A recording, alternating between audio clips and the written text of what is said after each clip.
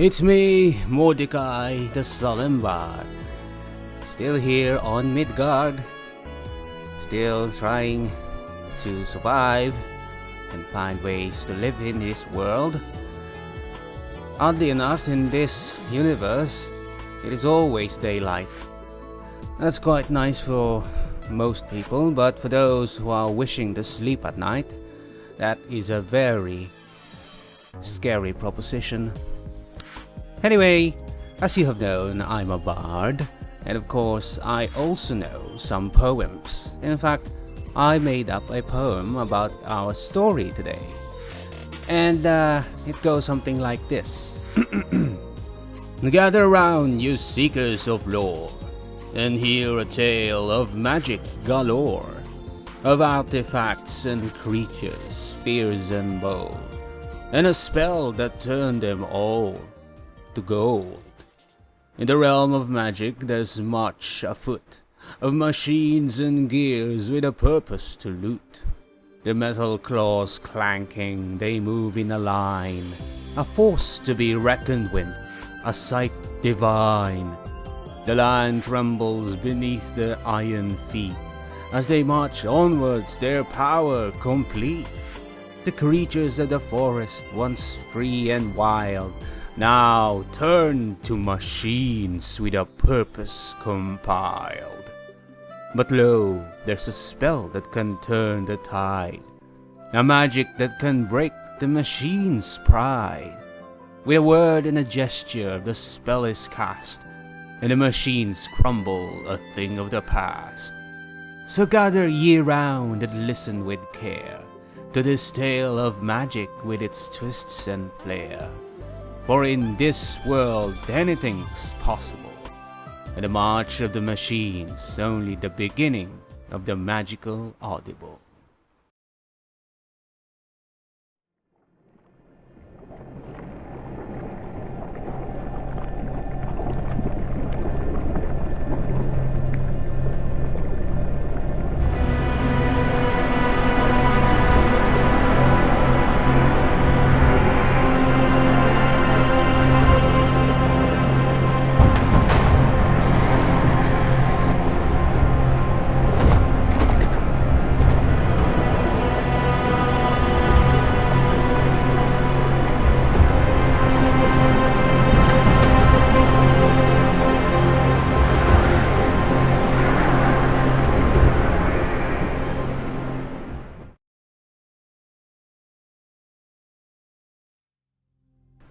The tears are hot when they leave her eyes, but the cold air of the marsh threatens to freeze them against her skin. She turns up the heat to keep from shivering. She doesn't know how far she wants to go before she planeswalks away. Really, she doesn't have to go far at all. She could do it here if she wanted to. She wants to walk for a while, feel the wind, smell the awful marsh smell, look up at the dull grey sky. When she leaves, she may not see sky again for some time. It isn't the vibrant azure of Kaladesh. The clouds here don't spiral. In fact, there aren't any clouds at all, only a morass of grey in all directions. She can't smell ozone or stall food. She can't hear the din of the markets. This place, is not home. This place is not what she will remember. That's fine. She'll come back. There'll be other places. She'll make sure of it. Because when the world tree comes down, they're going to have so many other places to go. It'll be fine after. She stops at the first tree she sees. It isn't a very strong tree or even very healthy. Its bark has gone black, its branches empty and gnarled like claws raking against the sky. But it is a tree, and she thinks that's probably good enough for taking a breath. Chandra sits beneath its non-existent shade and throws her head back. Going to New Phyrexian is the right thing to do. But she is afraid. It'll be fine. She just needs a second to build up to it. And maybe a second to cry before she planeswalks right into the mouth of an evil empire defended by the people who were once her closest friends. People she depended on to take that empire down. They couldn't do it. And now, she's going off to do it alone. The sudden coolness and the shifting of leaves tell her that she's not alone. Sniffling, Chandra frowns. Go away! Oh, I'd rather not. Then I'd have to return to the others. Ah, it's Ren. At least it isn't Kaya coming to try and talk her out of this. Still, Chandra can't think of anything to say. She tries not to sob as much now that she's got company, but she sobs all the same. I want to help, Ren says. Chandra wipes at the tip of her nose. You do? I do. How strange it was to watch you speak with the others. I thought you were making perfect sense. If a branch has gone rotten, you've got to cut it off before you can assess how the tree is doing. She didn't know what a relief it would be to have someone understand her. Before, it felt like her anger was streaming out of her. But it's different now. Like it's melting out into the ground. Still, she has to be sure Ren means what she's saying. He won't have any backup. Don't speak so surely, Ren says. We have 7 with us. And I think we'll have the fairy too. The fairy?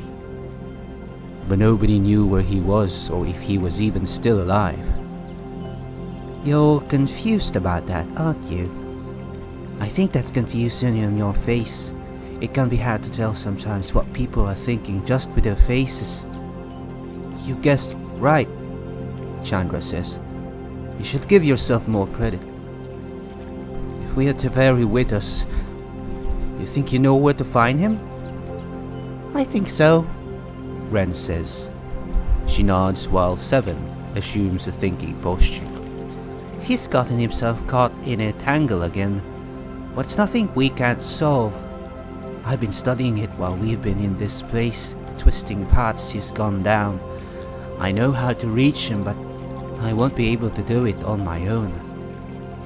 Well, you won't be on your own, Chandra says. The fear's leaving too as hope begins to rear its head. If she can get Teferia out from wherever he is, their odds improve considerably.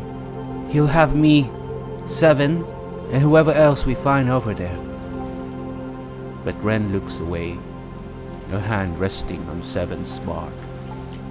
Seven has done so much for me, but he cannot do this.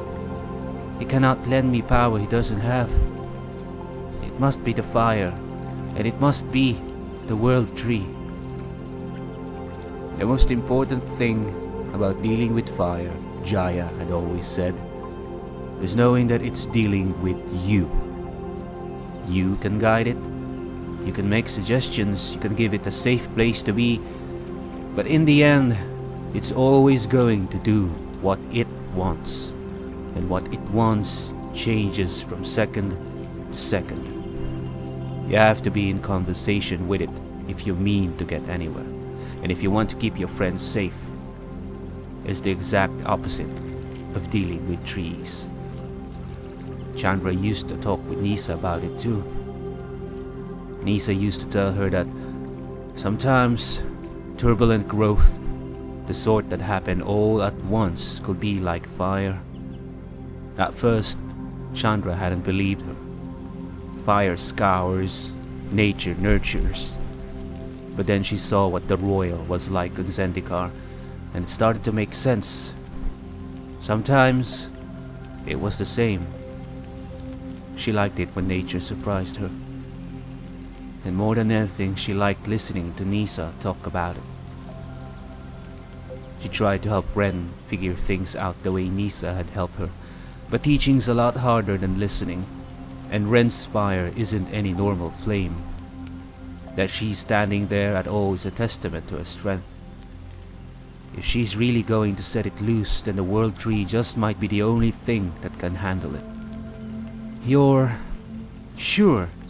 Chandra says. I am, she says. The others were wrong. That tree is alive.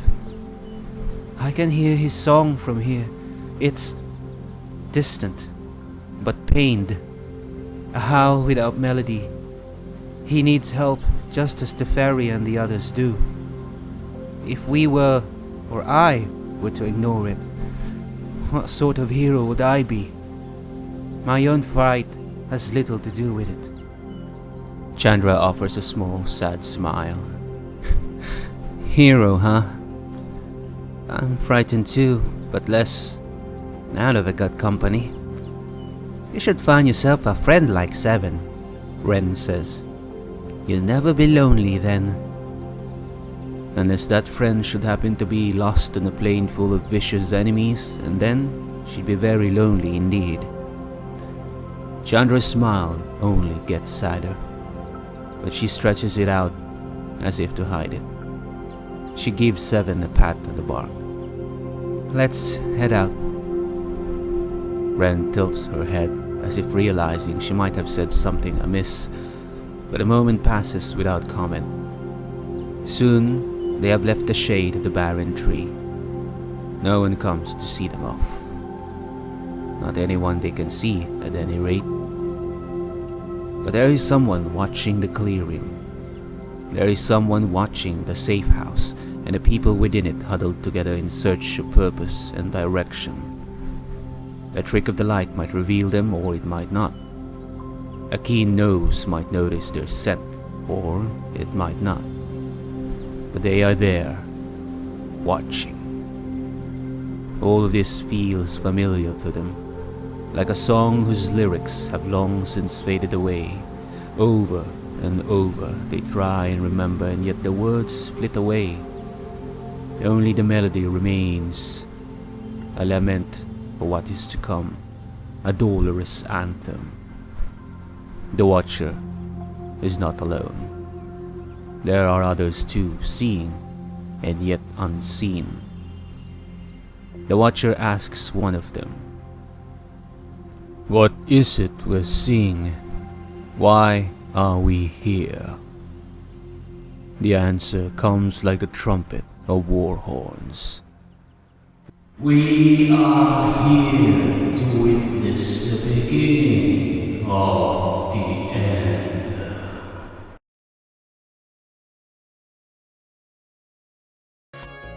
And so the tale has been told, the story complete, of the march of machines so mighty and fleet. But let us not forget the power of magic that can turn the tides and make the impossible tragic. In the world of magic, there's always a way to overcome the challenges and win the day. With spells and creatures and artifacts too, the possibilities are endless and the outcome brand new. So let us raise a glass to the bards of the tavern who bring us tales of wonder that we eagerly learn.